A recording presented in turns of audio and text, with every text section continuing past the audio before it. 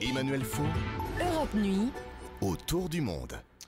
Cette victoire de Syriza ouvre la voie d'un changement majeur pour les Grecs, vent d'espoir pour les uns, sujet d'inquiétude pour les autres. Mais ce qu'on peut dire, Henri, qu'elle est aussi le signe annonciateur d'un printemps des gauches radicales dans toute l'Europe. En tout cas, c'est ce que Tsipras affirme lui-même en répétant que l'arrivée au pouvoir de Syriza est un nouveau livre qui va s'ouvrir pour l'Europe entière.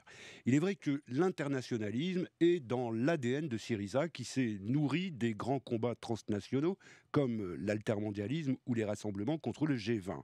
Pourtant, ce qui frappe Emmanuel depuis hier, ce n'est pas tant les envolées sur le thème d'un grand soir européen qu'une certaine gravité qui s'exprime, qui exprime chez les responsables comme chez les électeurs de Syriza le sentiment profond que si tout commence avec cette victoire, tout reste à faire, à commencer par cette étrange alliance avec une formation de droite souverainiste qui implique que Syriza n'aura pas les mains tout à fait aussi libres pour gouverner.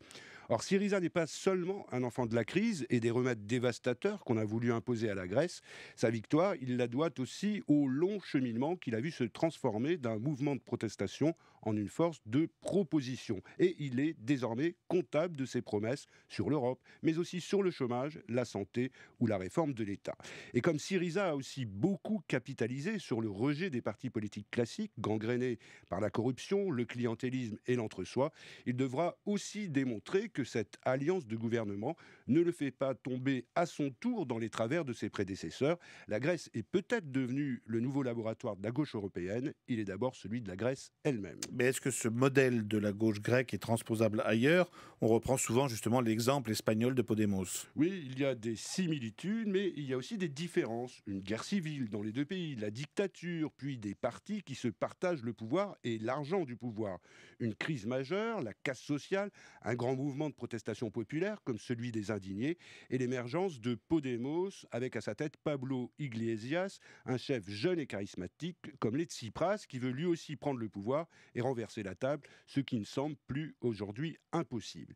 Mais l'État espagnol n'est pas aussi déliquescent que l'État grec. Il y a les enjeux régionaux, la Catalogne, le Pays basque, le lien complexe avec la monarchie et surtout il y a le fait qu'en Espagne, la fameuse troïka des grands argentiers s'est montrée beaucoup moins brutale et nettement plus discrète qu'en Grèce. Jusqu'à présent, Emmanuel, le facteur national est toujours resté dominant. C'est ce qui explique que la gauche radicale s'est affaissée au Portugal, dans une situation pourtant comparable à celle de l'Espagne, qu'elle a disparu des radars en Italie, qu'elle continue de se chercher en France et qu'elle n'est pas le sujet qui sera au centre des prochaines élections en Grande-Bretagne, où on s'attend plutôt à une percée des populistes de droite de l'UKIP. Mais il y a deux autres facteurs importants. Les alliances des radicaux avec la gauche classique, ce qui brouille parfois leur image, comme celle du parti Die Linke en Allemagne, qui dirige une région avec les sociodémocrates, eux-mêmes alliés à la droite dans la grande coalition au pouvoir. Et il y a le rapport de force avec les socialistes. Les gauches radicales européennes sont nées de l'effondrement du communisme, mais leur ascension dépend aujourd'hui de leur capacité à siphonner les voix socialistes. Et on le voit clairement en Grèce, avec l'effondrement du PASOK, qui est sans doute la principale explication de la victoire de Syriza. Alors, question, Henri, est-ce que ça va vraiment tanguer? Votre pronostic en quelques mots. Bien, il y aura des grincements de dents, des claquements de porte, mais on finira par trouver un compromis. La Grèce ne souhaite pas et n'a pas les moyens de faire ce saut dangereux dans l'inconnu que représenterait une sortie de la zone euro.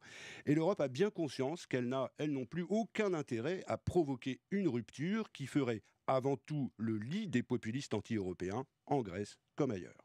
La victoire de Syriza vue à l'échelle de l'Europe dans le regard international d'Henri Guirchoun. Merci Henri.